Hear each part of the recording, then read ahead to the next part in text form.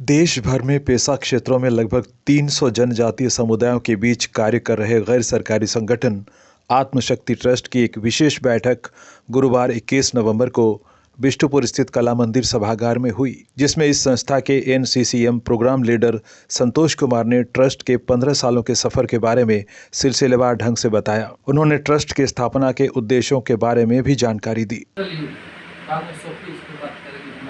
Digital युग में अलग अलग प्लेटफॉर्म का बहुत इम्पोर्टेंस है। हम लोगों ने एक इशू रेज किया कि वो ट्राइब जो गांव में रहता है वो आपको एक्सेस नहीं कर पा रहा, नहीं आ पा रहा। जब भर्ती है तो हम क्यों नहीं एक मैकेनिज्म डेवलप करें ग्रीवांस को लेकर कि जो भी सोशल मीडिया के जरिए मुद्दे हैं उस पर हम एक्शन लें, उसका मॉनिटरिंग करें, डाटाबेस करें और उस पर एक्शन लें।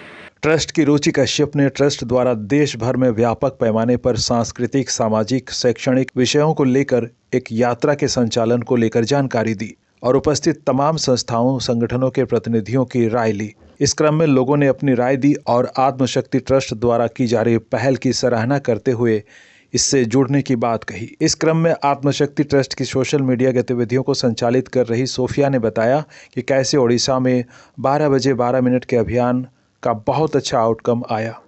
आगे भी इसे देश के अन्य राज्यों में प्रयोग करने की उन्होंने बात कही। इस बैठक में विभिन्न क्षेत्र के कुल 22 संगठनों और संस्थाओं के प्रतिनिधियों ने शिरकत की और अपनी गतिविधियों के बारे में जानकारियां दी तथा आगे मिलकर काम करने की सहमति जताई।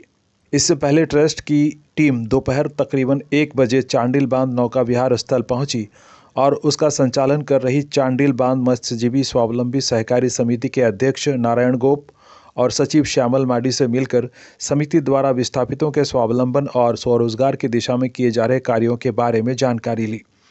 इसी क्रम में टीम के सदस्यों ने जलाशय के अंदर केज कल्चर के माध्यम से किए जा रहे मछली पालन को भी देखा। इस दौरान आत्मशक्ति ट्रस्ट की रुचि कश्यप ने कहा, मैडम, यहाँ जो आपने देखा केज कल्चर और जो भी नौकायन हो रहा है चांडिल बांध जलाशय के अंदर या परिसर में, तो क्या कुछ अभी आपको दिखा और क्या कुछ उम्मीदें आपको लग रही कि आने वाले निकट भविष्य में यहाँ के विस्थापितों के लिए हक में हो सकता है?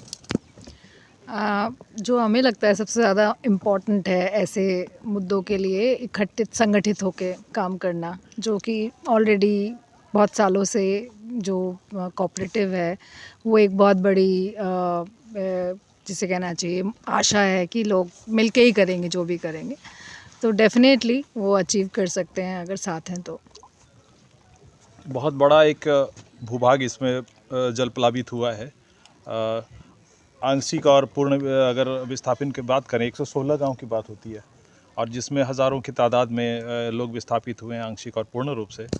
उनके लिए काफ़ी कुछ संभावनाएं दिख रही है, जैसा कि लोग समिति वाले, सहकारी समिति वाले कर भी रहे हैं और एक आंदोलन का भी परिणाम है कि सरकार को बहुत कुछ करना पड़ा, लेकिन बहुत कुछ पर्यटन के लिए बहुत कुछ करना अभी भी शेष है। बहुत बड़ा भूभाग वहाँ पर रोड के उस पार में है जिसको अभी विकसित करने की योजना है सरकार की, लेकिन बड़े लंबे समय से लंबित भी है। तो क्या देखती हैं आगे?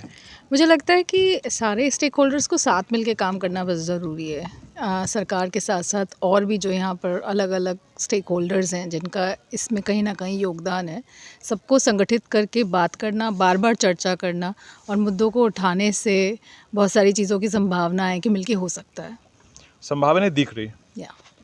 हमने चांडिल बांध मत्स्यजीवी स्वावलंबी सहकारी समिति के सचिव श्यामल माडी से भी इस दौरान बातचीत की। नौकायन का जो इलाका है जहाँ पे अभी केज कल्चर चल रहा है, आप लोगों के द्वारा चलाया जा रहा है, तो इसके बारे में थोड़ा सा जानकारी दें।